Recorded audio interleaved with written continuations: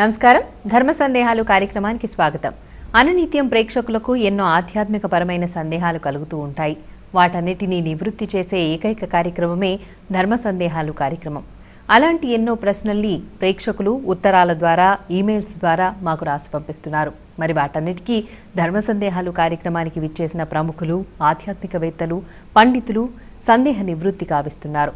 మరి ఈనాటి ధర్మ సందేహాలు కార్యక్రమంలోని సందేహాల్ని నివృత్తి చేయడానికి మన ముందున్నారు ప్రణవ పీఠాధిపతి, త్రిభాషా సహస్రావధాని బ్రహ్మశ్రీ వద్దిపత్తి పద్మాకర్ గారు. మరి వారిని అడిగి సందేహ నివృత్తి చేసుకుందాం.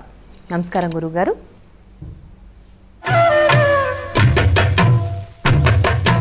గురుగారు, మొదటి ఉత్తరం చూద్దామండి.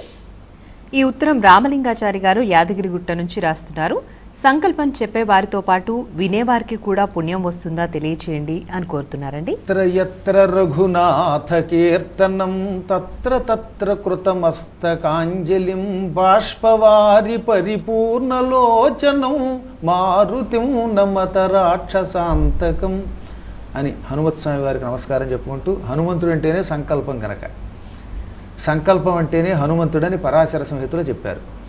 సహజంగా ఈ లోకంలో 4 పనులు చేసేవారికి సమానమైన ఫలితం వస్తుంది. కర్త, కారయితా చైవ, ప్రేరకశ్చ, అనుమోదక సర్వదా సర్వకార్యేషు చత్వారః సమభాగినః. చత్వారః అంటే నలుగురు సమాన ఫలితం పొందుతారు. ముందు కర్త.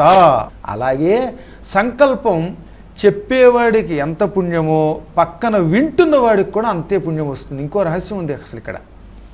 శ్రవణం వల్ల వచ్చే ఫలితం అనడం వల్ల కూడా రాదు.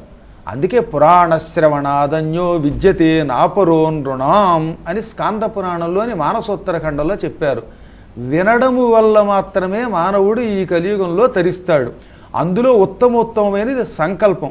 అసలు సంకల్పం చెప్పకపోతే అది పూజ ఏమిటి, లేకపోతే దానివల్ల ఫలితం ఏమిటి? అందుకే మహానుభావుడు విక్రమార్క చరిత్రలో కొరవి గోపరాజు సింహాసన ద్వాత్రివిశిక అనేటటువంటి గ్రంథంలో చెంచలాత్మకృతము సంకల్పరహితంబు అయిన జపములెల్ల హాని పొందు, మనస్సు నిలకడ లేకపోయినా, సంకల్పం చెప్పుకోకపోయినా అటువంటి జపం, పూజ వ్యర్థం. చెప్పేటప్పుడు ఒకసారి చెప్పడం వల్ల ఒక పుణ్యమే వస్తుంది. అదే వింటేనో ఒకసారి ఎవరైనా సంకల్పం చెబుతున్నప్పుడు వింటే అది 10 సార్లు పలికినటువంటి పుణ్యం ఇస్తుంది.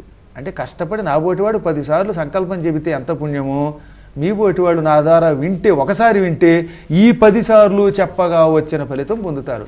అంటే 10 టైమ్స్ పెరుగుతుందన్నమాట. మనకి 10 పర్యాయములు మనకి అధిక ఫలితం ఇస్తోంది. అందువల్ల సంకల్పం చెప్పడం ఎంతో, అంతకంటే ఎక్కువ ఫలితం వినడం వల్ల వస్తుంది. కనుక తప్పక సంకల్పం ఎవరైనా చెబుతున్నప్పుడు శ్రద్ధగా వినాలి. శ్రద్ధ లేకుండా పరధ్యానంతో మనిషో చోట మనసో చోట ఉండి వింటే దానివల్ల ఏమీ ఉపయోగం లేదు. కాబట్టి శ్రద్ధగా వినడం వల్ల మహాఫలితం